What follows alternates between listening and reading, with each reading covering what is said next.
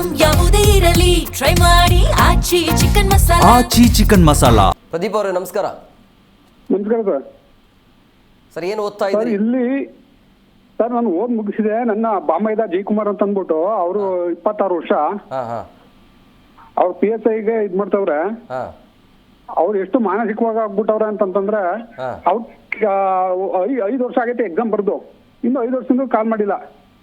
ಯಾವ್ದು ಯಾವ್ದು ಆಯ್ತಾ? ಬರ್ದಿರೋದು? ಪ್ರದೀಪ್ ಅವರೇ ಎಕ್ಸಾಮ್ ಯಾವ್ದು ಎಕ್ಸಾಮ್ ಬರ್ದಿದ್ದಾರೆ? ಬರ್ದಿದ್ರು ಹಾ PC. ಆಯ್ತಾ? ಸರ್ಕಾರಿ ಹುದ್ದೆಗಳಿಗೆ ಇವರು ಏನಪ್ಪಾ ಅಂತಂದ್ರೆ ಅಧಿಸೂಚನೆ ಹೊರಡಿಸ್ತಾರೆ, ಪರೀಕ್ಷೆ ನಡೆಸಲ್ಲ. ಕೊರೋನಾ ಟೈಮಲ್ಲಿ ಆ ಟೈಮಲ್ಲಿ ನೇಮಕಾತಿ ಮಾಡ್ಕೊಳ್ಳಿಲ್ಲ, ಇವಾಗ ಏಜ್ ಬರಾಗುತ್ತೆ. ಹಾ ಪರೀಕ್ಷೆ ಅಕ್ರಮ ಆಯ್ತಲ್ಲ ಸರ್. PSI ಮತ್ತು ಇತರ ನೇಮಕಾತಿಗಳ ಅಗ್ರಣಿಗಳು ಪ್ರಾಮಾಣಿಕ ಅಭ್ಯರ್ಥಿಗಳಿಗೆ ಆಗ್ತಿರೋದು ಅನ್ಯಾಯ, ಮಾನಸಿಕ ಕಿರಿಕಿರಿ. ಇದರಿಂದ ಖಾಸಗಿ ವಲಯಗಳು IT BT ವಲಯದಲ್ಲಿ ನಡೆತಿರುವ ಲೇಅಪ್ಗಳು ಮತ್ತು ಸ್ಥಳೀಯ ಉದ್ಯೋಗ ಮೀಸಲಾತಿ ಸರೋಜಿನಿ ಮಹಿಷ ವರದಿ ಜಾರಿಗೆ ಬರ್ಬೇಕು ಸರ್. ಆಯ್ತಾ? ಈ ಸರ್ಕಾರದವರು ಯುವ ನಿಧಿ ಯೋಜನೆ ಮಿತಿ ಅಂದ್ರೆ ಕೇವಲ ಭತ್ಯೆ ನೀಡುವುದರಿಂದ ಸಮಸ್ಯೆ ಬಗೆಹರಲ್ಲ ಸರ್. ಶಾಶ್ವತವಾಗಿ ಉದ್ಯೋಗ ಸೃಷ್ಟಿ ಮಾಡೋ ಕಡೆಗೆ ಸರ್ಕಾರ ಗಮನ ಹರಿಸಿದ್ರೆ ಮಾತ್ರ ನಿರುದ್ಯೋಗಿಗಳಿಗೆ ಆ ಸಮಸ್ಯೆಗಳಿಗೆ ಸರ್ಕಾರ ಸ್ಪಂದಿಸ್ಬೇಕು ಸರ್.